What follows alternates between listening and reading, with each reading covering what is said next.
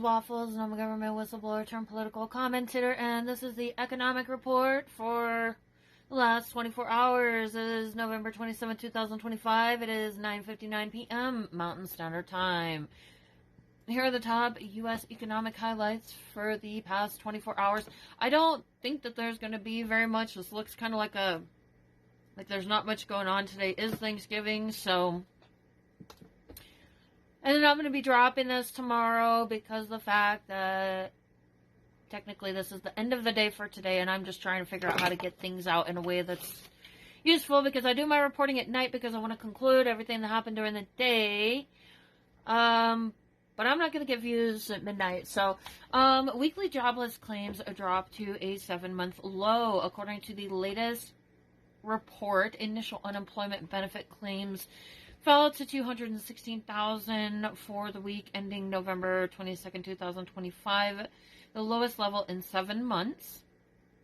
This suggests layoffs remain relatively low, even as broader economic growth is soft. It may indicate ongoing resilience in parts of the labor market, though hiring remains sluggish. A steady jobless claims plus weak hiring dynamic. Things to keep an eye on: incoming November jobs data delayed earlier by the shutdown, as well as whether continuing claims rise, which could show pain beneath the surface. U.S. dollar heads towards worst week in 4 months on rising Fed rate cut bets.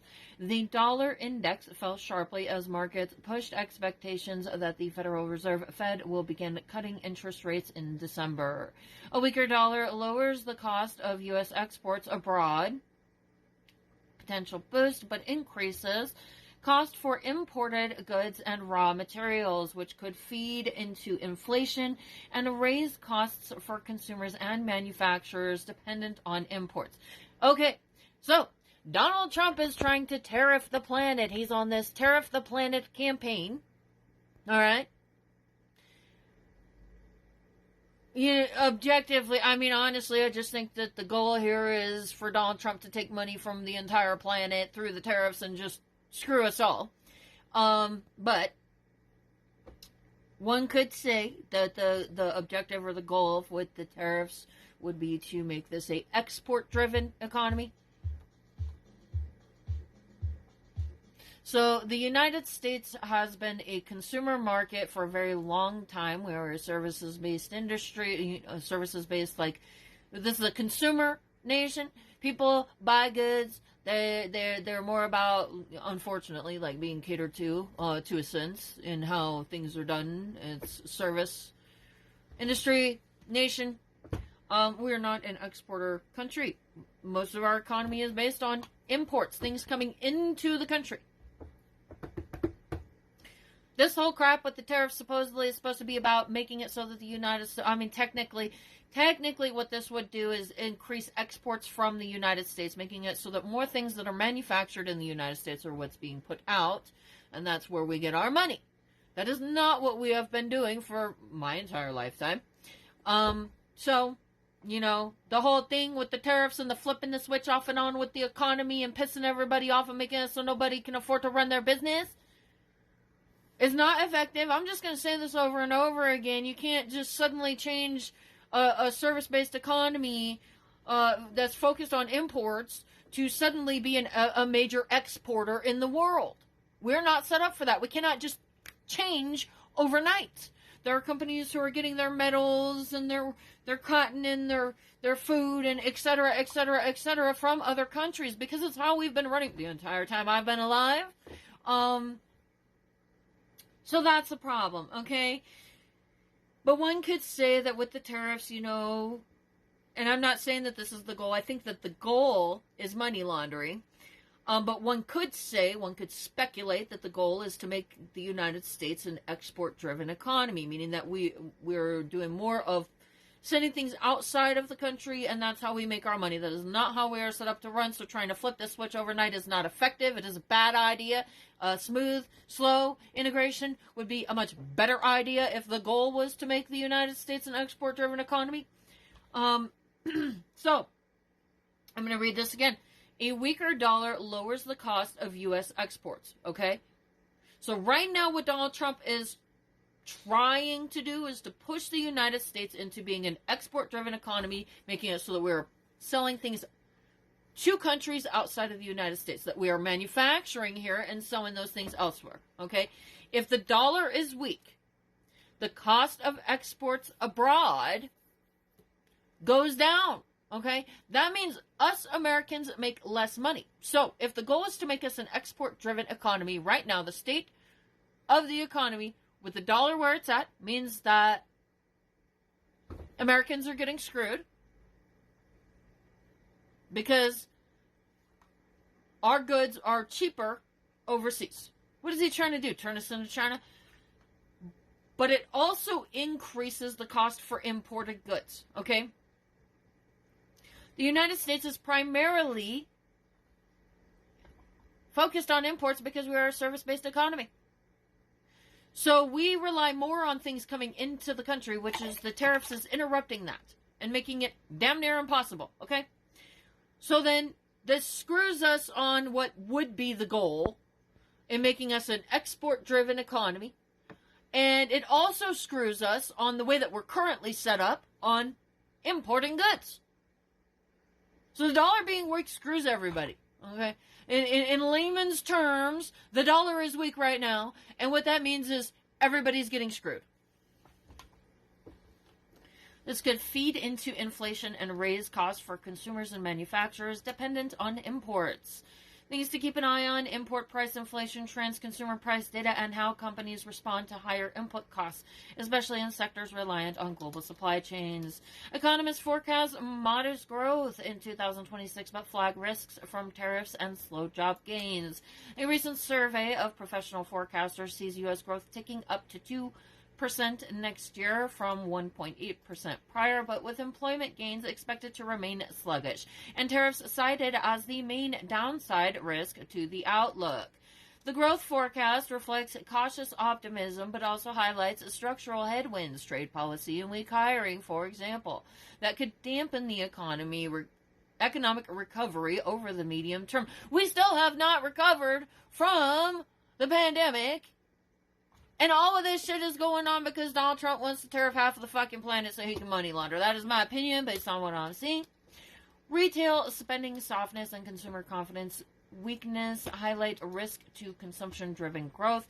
Recent data show that retail sales rose only modestly while consumer confidence indexes have dropped, reflecting growing unease among households amid inflation, tariff pressure, and economic uncertainty. Because consumer spending is a major driver of U.S. GDP, a softening in retail and confidence could signal economic stagnation or even contraction if stress intensifies. Tariff policy remains a wild card, as external forecasters put tariffs at the top of downside risks to growth. Any new trade policy moves, import taxes, reciprocal tariffs, export control lists, could sharply alter business cost structures, trade flows, and consumer prices.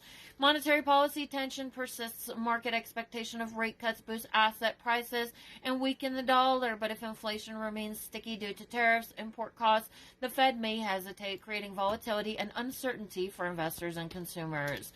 Labor market resilience may mask softness, while low jobless claims suggest limited layoffs.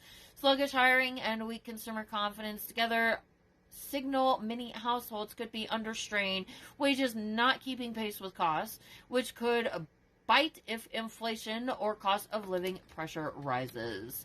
A weak consumer beat can quickly lead to a self-reinforcing slowdown. Reduced spending can depress corporate investment, hiring plans, and production, especially in retail, durable goods, and discretionary sectors.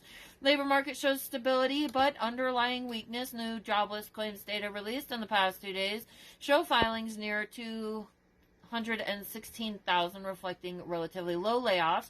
Economists note this paints a picture of stability but not strength. Hiring has slowed noticeably, and several analysts warn that the labor market is quiet but soft, with fewer job openings and weaker household income growth. This tension, low layoffs but slow hiring, is becoming a defining feature of the late 2025 economy. I've got some duplicate items in my report. Hello. Economists trim 2026 U.S. growth forecast. A new round of professional surveys and bank research releases in the past 24 hours project 2026 GDP growth around 2%, but with strong downside risk. Forecasters say rising import prices, soft consumer spending, and fragile business investment all pose threats. Several reports highlight that the U.S. economy has lost momentum going into the winter months. Consumer sector losing energy. New reporting shows consumer confidence readings slipping again, with households citing higher food and housing costs and weakening real income. Retail sector briefings point to a calmer holiday season outlook than previously expected, and several large chains issued quiet warnings about promotional pressure and margin compression. Economists say the holiday period will be the key test of whether consumers still have enough savings and wage strength to keep spending afloat. Import price pressure emerging as a key risk. Although the next import price index release is still pending, trade economists in the last day have been raising alarms about exposure to higher import costs. A softer dollar, continued global shipping disruptions, and new U.S. tariff regimes are all driving expectations that imported goods, especially electronics, industrial inputs, and some consumer categories, could get more expensive over the next 1 to 2 quarters. Business investment rebounds slightly, but only slightly. The most recent capital goods and durable goods data reported within the last day came in slightly stronger than expected, signaling that some firms are continuing to invest in equipment and production, but analysts warn that the improvement is fragile, with uncertainty around tariffs, energy prices, and borrowing costs keeping investments on a short leash. Inflation pressure remains uneven but persistent. Economic commentary in the past day is converging on a view. Inflation is no longer accelerating, but it is sticky. Rising insurance costs, auto repair inflation, medical service inflation, and potential import price increases collectively point to a slower path towards price stability. Economists say the economy is now in a period where modest inflation could linger, even with cooling demand. Market outlook volatile but not panicked. Market strategists say risk appetite is subdued but not collapsing. Investors are watching 3 key forces: the weakening dollar, the possibility of cost-push inflation from imports, and the inconsistent strength of consumer spending. The market mood is described as cautious, still hopeful, but increasingly nervous. This concludes today's economic report. I'm going to go now. I'll see you guys in the next video. Bye! So the Olympics is great. And Johnny, for the others, you know, the World Cup, Johnny is the head of it. We had our top people, Wasserman. They all came in on the Olympics, and then I saw Johnny. And we got the World Cup, too. And, you know, it's only because they rigged the election that I'll be your president representing you there. You know, I got both of them. I got the Olympics and I got the World Cup. And I said, you know, it's too bad. One was in 2026 and the other was in 2028. And I said, I won't be there. I won't be your president. But then they rigged the election and now we won. So I'm going to be your president for the Olympics and for the World Cup. So, Johnny, thank you for the World Cup, and everybody, thank you for the Olympics. We're going to have a great time.